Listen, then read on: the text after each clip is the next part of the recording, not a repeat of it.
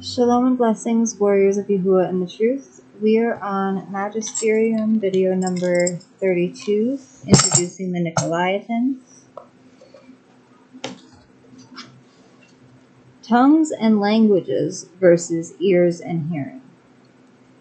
The manifestations of tongues we normally see today among Pentecostals are viewed as a sign of receiving the gift of languages from the Ruach of YAHUSHA, or the Spirit of YAHUSHA. This is not the way to understand the prophecy of Yashayahu or Isaiah 28:11, because the verse must be understood from the whole of chapter 28. Today's thinking about tongues as a gift to the body of Yahusha was not the confusion manifested at the Tower of Babel, but rather it was a gift of hearing. It was given to the assembly so the diverse people gathered together could hear the message of deliverance in their own language. As long as there are people who continue to speak in diverse languages and have ears to hear, the prophecy continues to unfold everywhere. The English language has galloped and exploded into the whole world as a convergence of the age of colonization, the printing press, and the Anglican Catholic KJV. English has become the dominant jabbering lip Yahuah is continuing to use to speak to his people that he scattered into the nations. Those who have ears to hear his call to turn back to him are the ones being sealed in their foreheads and call on the name Yahusha. Watch a video about the KJV. I'll put that in the description box. Builders and translators rejected cornerstone. Hebrew name Yahuah. This is the Los Lunas, New Mexico stone. And Yahuah is circled up here. What is his name, and what is his son's name? No one should believe in JESUS. It's an invented word, and not even 500 years old. What is his real name? It's found at least 216 times in the Tanakh, and it's based on the Tetragrammaton, and first seen at Numbers 13:16, Yahusha, I am your deliverer. Looking at the Los Lunas stone in New Mexico, USA, one immediately sees how the script we carried back from our captors, Aramite, altered the Iberite script and tongue. Almost 400 years before Daniel and the rest of Yehuda were taken away to Babel land, Shalom sent ships to remote areas of the earth, resulting in settled colonies where they left waymarks of their presence. The descendants of those colonies remain among several tribes who speak the name Yahuah.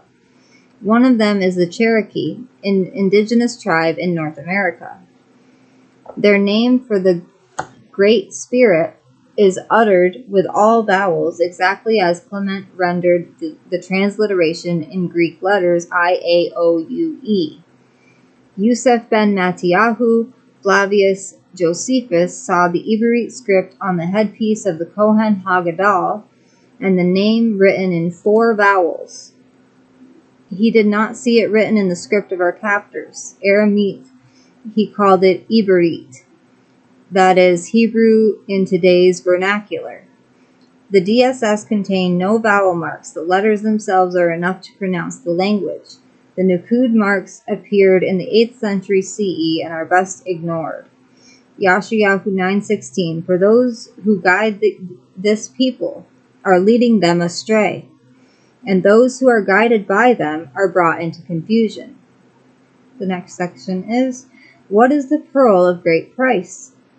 The name of Yahuah, creator of heaven and earth, is the pearl of great price, like a treasure hidden in a field, the world. A video discussion on a stone etched with the 10 Commandments emphasizes how significant the name of Yahusha is. This link is active in the ebook. There's a link here. It looks like one of the links that might still work. I'll post it in the description box. Physical evidence of the Hebrew name is inscribed on a gate stone estimated to be 10th century BCE during the colonization period of King Solomon.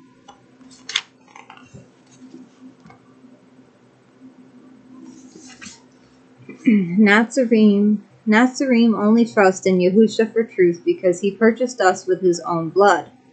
Acts 20:28. At Yehukanan 5:43, Yahusha said he came in his Father's name, and they would not receive him. If another comes in another name like Jesus or IESU, him they will receive. Acts 4:12 tells us there is one name, and finding it buried by the world's languages is like a priceless pearl. It's Hebrew. Names are not translated to use as what they mean, but names are called on as they are given in the original language. The name above all names is no longer whispered in secret. It's being shouted from the rooftops. This is happening now. Matthew 23:39. The name of the father of the 12 tribes of Yasharal. H3290 concordance number. YAQUB or YAQUB. 8th century mutilations of words are shown on the left and use the script from Babel. Phonemes not in Dead Sea Scrolls. Captor script Aramite. True script Iberite. YAQUB is the Iberite. I'm sorry, right here. The one on the bottom right there. YAQUB, father of the 12 tribes. The brother from another mother. Arabs, also being Hebrews or Iberim, name their children with a closer phonology to the original. YAQUB and Yusef are common male names. They have not corrupted their speech with Nakud vowels invented in the 8th century as happened to the Yahudim. The Arabs have preserved the sound of the language very well, and they have never been exiled from their lands. The influences of Hinduism when India swelled its borders around 200 BCE brought cultural changes, but not to their speech. Radical acceptance of truth is difficult at first, but those who guide or control teachings lead many into confusion, and this is an example of what was done to the language of Iber. Yahuah became our deliverer, Yahusha. The suffix Shah uses the Shin Ayin to mean deliverer from the root Yasha. See also the name Yashayahu, aka Isaiah. The spelling Yod-He-U-He, Yahuah, is used in the Tanakh 6,823 times in the Iberite scriptures. Interlinear translations will verify the following. Musha or Moses added the letter Yod to his assistant's name, Y plus Husha. See Numbers 13:16. 3 spellings are found in the Tanakh for the same name given to our Mashiach. One time Yod Shin U Ayin, hypocharisma or diminutive form, Yeshua. See Nehemiah 8:17. 2 times Yod He U Shin U Ayin, Yahushua. The 2 uses of this 6-lettered spelling are found at Deuteronomy 3:21 and Judges 2:7. 216 times Yod He U Shin Ayin, Yahusha. See Zechariah 3. Okay. And we will finish with HYKSOS, HOAX. The predominant spelling is best to teach and use, since it is the one most likely devoid of scribal errors or directed attacks on Yahuah's name, written most often in the scriptures of truth. Close examination of the charts shown around the internet combine real Iberite pictographic script with hieroglyphic pictographs. The hieroglyphic letters are not Iberite, and no physical evidence of them being used by Yasharal to write anything, and certainly not the name, has ever been discovered. Hieroglyphic HYKSOS hoax. Source: a chart, not the real world.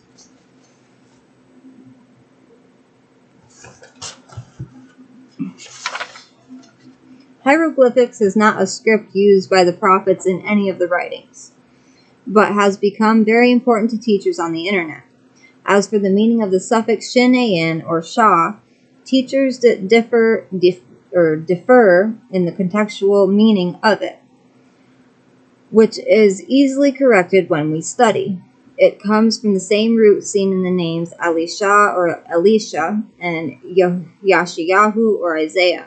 Yasha Yod Shin Ayin, Shua means cry out, but when Musha invented the word Yahusha, he only added a Yod to what already existed. Hey U Shin Ayin, Husha. There is not a Shua, Shin U Ayin, in the name Husha. Although after the Masoretes added their uninspired vowels to the word, it came to be Joshua in all the references following the KJV. Transliterating with babbling languages which were mutilated by foreign lips before we were born isn't easy to overcome. Next time we will be reading Use Iberite sources, not Greek or Latin. Investigate for yourself. Did you know Yahusha is omnipresent? And when Philip asked to see the Father, Yahusha has said something amazing. And we should be able to get through, is Santa fact or fiction? I hope you guys enjoyed the lesson today.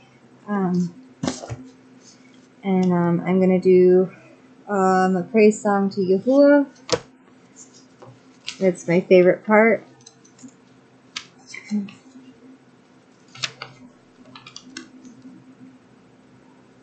You fill my cup to overflowing.